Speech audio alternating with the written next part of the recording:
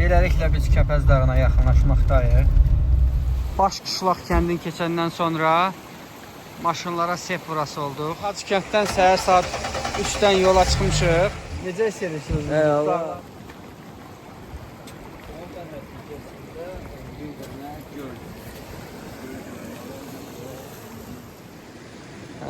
Bax beləcə yollarımıza davam edirik. Saat 6'ya işləyir.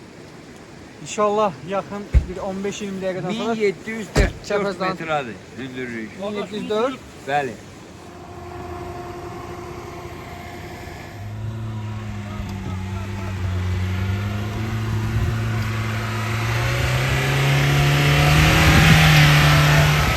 Kola ver.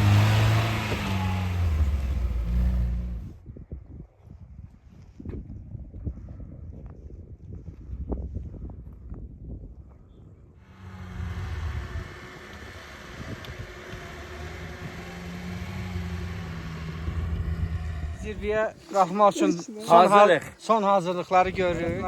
Hoş gördük. Hoş gördük. Hoşunuz olsun irəli.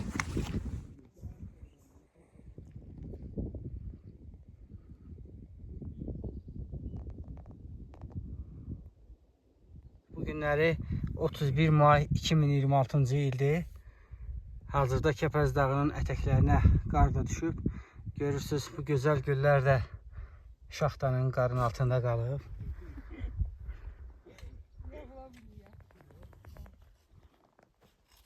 Məqsədimiz təbiətlə yaxın olmaq, təbiəti görmək, bu dağın hündürlüyünü görmək, sevdiyimiz dağlara, gördüyümüz dağlara baxmaq və indi də qalxanda o qədər də çətinliyimiz yox, qalxmağın çətinliyi yox, mənzərənin gözəlliyini, Allahın bizə verdiyi bu gözəlliyi görüb yadda saxlamaqdır. İnşallah. Güya xəbər alacaqsınız da.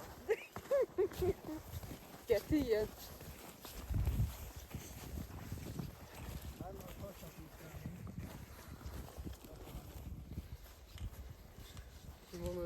Hoş geldiniz. Hoş Beləliklə Kəpəz dağının əsas birinci dayanacağına gəldik. Burada bir 5-10 dəqiqə dayanıb yolumuza davam edəcək. Fantastik panoram.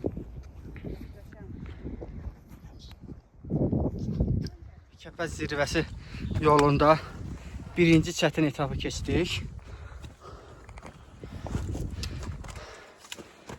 Hazırda Kəpəz zirvəsində ikinci dayanacağa gəldik.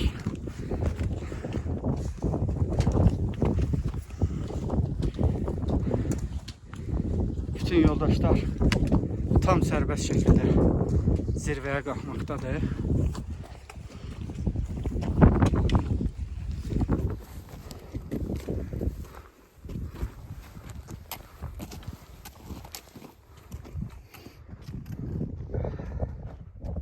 Artıq buradan Kəpəzə bizim 500 metr məsafəmiz qalır. 142. Vallahi 133. Bəlkə həyəcandan ola bilər amma Yox. Məncə o mənim əlimdən çıxıb gəlir. Yaşınıza görə.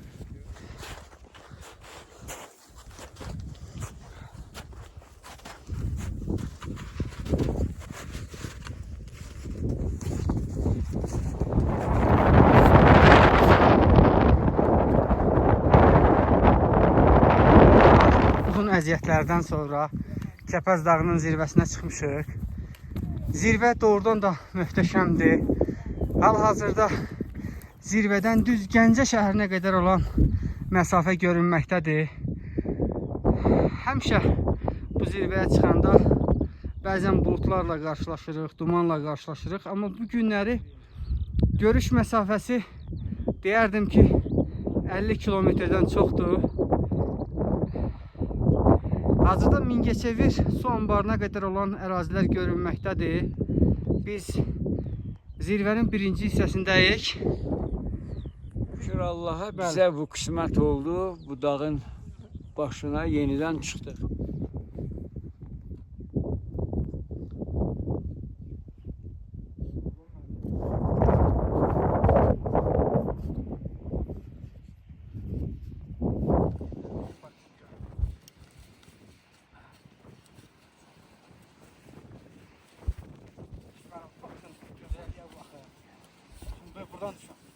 o qədər enir. Bu da maral. Bəli, bəli. Həm Maral göl görünür, həm Göy göl görünür.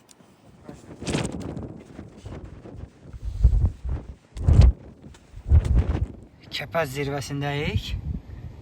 Görürsüz burada necə gözəl güllər, bitkilər var.